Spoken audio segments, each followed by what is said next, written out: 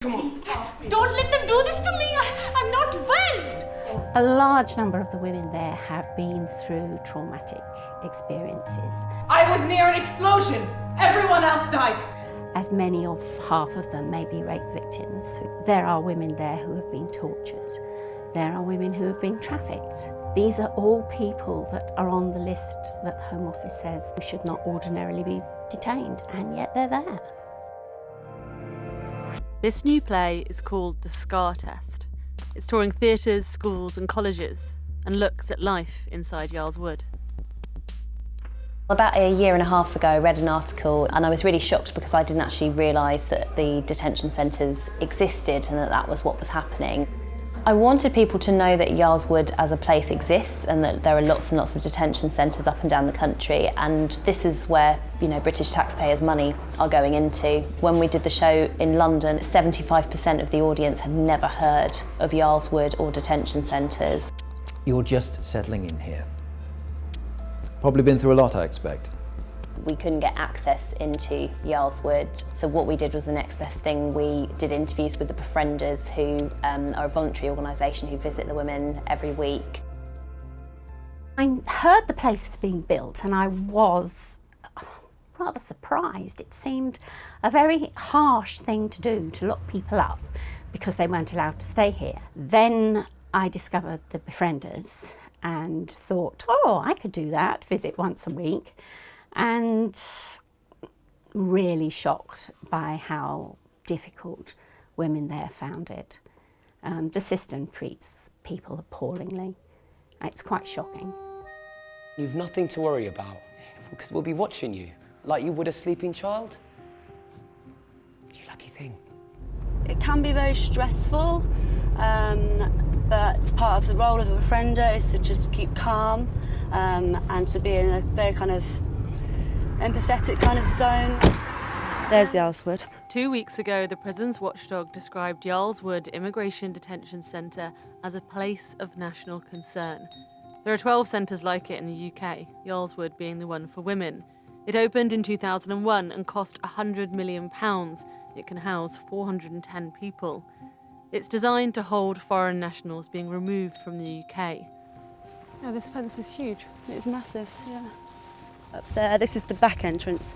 I don't think you can enter through this way. I think you have to go through the main entrance in the business park. Yarl's Wood is the most extraordinary place. It's tucked away on a business park. It has Body Flight, the indoor skydiving place, just round the corner. It's right next door to a Red Bull Formula One testing site. And there's Yarl's Wood, tucked away, well out of sight, well out of reach of anybody. And I guess that's very convenient because you can drive past and not know it's there. If you are in prison for an actual crime that you've committed, you know when you're getting out, so you know what your sentence is, whereas for people who are held in Yarl's Wood, they don't know how long they're going to be there. It could be a few months, it could be years, it could be a few weeks. You're too quiet. They'll be worried. And if you don't start eating and acting normal soon, then they might take you to Kingfisher. Do you know what that is? Solitary. You don't want to go there. A lot of them will be waiting decisions. There is a whole mix of people who are there.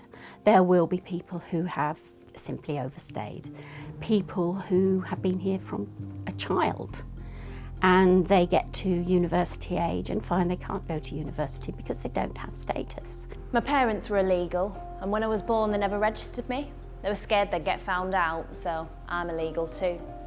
They're threatening to send me back to my parents' place, but I've never been. Can't speak the language, it's a joke. Well, I had a long discussion with Nadia. We talked about all sorts of experiences that I've had, so some of those, yes, were reflected in the play. What the Befrienders have been able to do with their visits have been really, really positive for women. They've been able to kind of often advise them and keep in touch with them after they've left detention. We don't want there to be detention, we don't want there to be a Yarl's Wood, but the fact there is one and the women that we're seeing are vulnerable and need our support, then we have to go in. Spot check. Are there stories over the years that stand out to you that you always remember?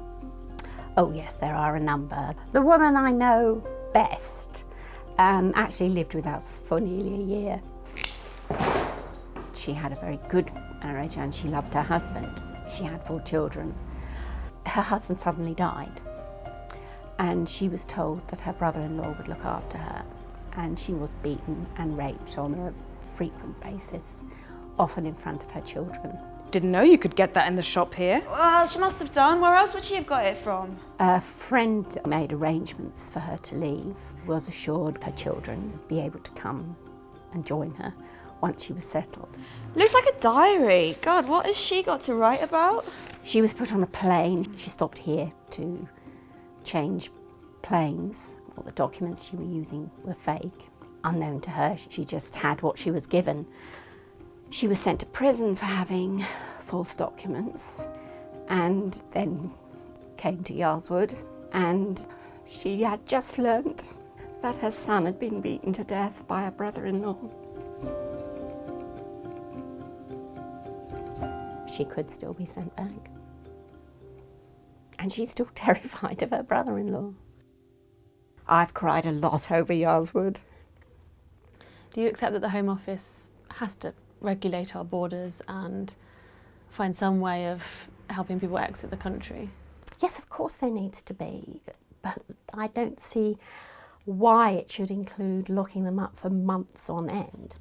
It would not be acceptable for me or my children to be locked up like that. If any Briton were locked up for months or years in a foreign country, there would be an outcry. Doesn't that say a lot of what we think of these people and how we treat them when they are just people just like us? Are there ever times where you meet someone and you think, actually they should return home, they don't need to be here? Oh yes, there are some, of course. Some you want to say, look, just go. I have a room full of people out there and very little time. There have been, reports of abuses and things like that by the officers to the detainees, but the majority of them, 80% of them, are really just normal, kind people doing a job. It must be a very difficult job to do, and I don't think it's particularly well paid. And they must have to witness some very difficult things and deal with some very difficult circumstances and very difficult people sometimes. It's a custodial environment. There is plenty of opportunity for things to go wrong. You find that actually some of them do really, really care about the women that they're working with. And I personally think that some of them don't really understand the seriousness of the place they're working in. I think it's just the job. I know that there are times where guards have been quite helpful as well, and quite friendly. It's not all bad, but they have, the reports coming out from Yarlswood have been overwhelmingly quite negative. Thank you all for being so patient. I'm so sorry about the wait. Unfortunately, the doctor is only able to see one of you today. So if you can tell me your problem, I'll bring you the assessment. We're the only country in the EU that does indefinite detention. None of the other countries in the EU do that, so why are we doing that? It is important that people do understand what we are doing to those people. People who may already have been through real trauma, and we are adding to that. I want people to think about how we treat people that are coming often from escaping war, escaping torture from different countries, and how we treat them as human beings. It's very easy for people to say, dismiss them, oh, they're foreigners, they're migrants, they shouldn't be here. It's not that straightforward. People do need to understand what we are doing to those people. People who may already have been through real trauma, and we are adding to that. For you, why is this important for you? Why do you want to do it? As Muslims, the first thing we're taught is to make sure that we have sympathy towards other people, the less fortunate. It's a pillar of Islam. Remain in the family. What have I done? Why are you doing this to me? Why do you hate me? Please come back. Please just